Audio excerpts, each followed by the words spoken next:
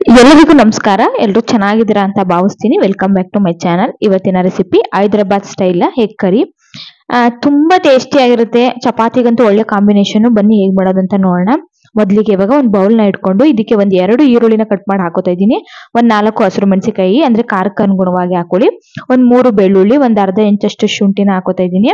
ಮತ್ತೆ ಸ್ವಲ್ಪ ಬಾದಾಮಿ ಮತ್ತೆ ಸ್ವಲ್ಪ ಗೋಡಂಬಿನ ಹಾಕೋತಾ ಇದ್ದೀನಿ. ಸ್ವಲ್ಪ ಕಟ್ ಮಾಡಿ ಹಾಕೊಳ್ಳಿ.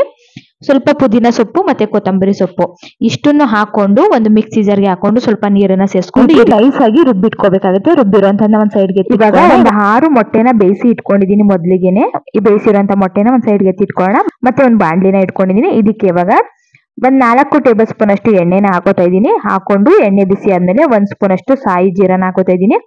ಶಾಯಿ ಜೀರಾ ಇಲ್ಲ ಅಂದ್ರೆ ಜೀರಿಗೆನು ಕೂಡ ಹಾಕೋಬಹುದು. ಹಾಕೊಂಡು ಐ ಫ್ಲೇಮ್ ಮೇಲೆ ಇಟ್ಕೊಂಡು ಒಂದ್ 2 ನಿಮಿಷ ಫ್ರೈ ಮಾಡ್ಕೊಳ್ಳಿ. ಅದು ಫ್ರೈ ಆದ್ಮೇಲೆ ನಾವು ರುಬ್ಬಿರುವಂತ ಮಸಾಲೆನ ಹಾಕೊಳ್ಳೋಣ.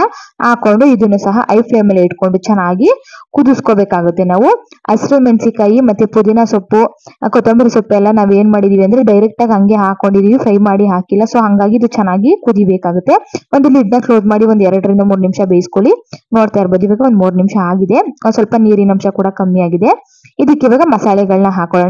ಸ್ವಲ್ಪ ಅರಿಶಿನ ಪೌಡರು ಮತ್ತೆ ರುಚಿಗೆ ತಕ್ಕಷ್ಟು ಉಪ್ಪು, ಧನಿಯಾ ಪೌಡರ್ 1 ಟೇಬಲ್ ಸ್ಪೂನ್ ಅಷ್ಟು, ಅರ್ಧ ಸ್ಪೂನ್ ಚಾಟ್ ಮಸಾಲ, ಅರ್ಧ ಸ್ಪೂನ್ ಗರಂ ಮಸಾಲ ಮತ್ತೆ ಜೀರಾ ಪೌಡರ್ ಅರ್ಧ ಸ್ಪೂನ್ ಇಷ್ಟು ಸಹ ಮಸಾಲೆಗಳನ್ನ ಹಾಕೊಂಡು ಚೆನ್ನಾಗಿ ಮಿಕ್ಸ್ ಮಾಡ್ಕೋಬೇಕಾಗುತ್ತೆ. ಒಂದಕ್ಕೊಂದು ಬೇರೆಯೋ ರೀತಿ ಚೆನ್ನಾಗಿ ಮಿಕ್ಸ್ ಮಾಡ್ಕೊಳ್ಳಿ.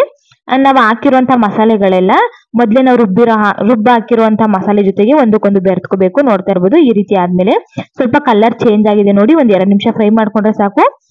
ಮಸಾಲೆ ಎಲ್ಲ ಸ್ವಲ್ಪ ಕಲರ್ ಚೇಂಜ್ ಆಗಿದೆ. ಇದಕ್ಕೆ ಇವಾಗ 1 ಲೋಟದಷ್ಟು ನೀರನ್ನ ಹಾಕೋತಾ ಇದ್ದೀನಿ. ಹಾಕೊಂಡು ಚೆನ್ನಾಗಿ ಮಿಕ್ಸ್ ಮಾಡ್ಕೊಂಡು ಒಂದ್ 2 ನಿಮಿಷ ಕುದಿಯೋದಿಕ್ಕೆ ಬಿಟ್ಬಿಡೋಣ. ಇದು ಕುದಿಯುವಂತ ಟೈಮಲ್ಲಿ ಇವಾಗ ಒಂದ್ ಅರ್ಧ ಕಪ್ ಅಷ್ಟು ಗಟ್ಟಿ ಮೊಸರನ್ನ ಹಾಕೋತಾ ಇದ್ದೀನಿ. ಹಾಕೊಳ್ಳಿ.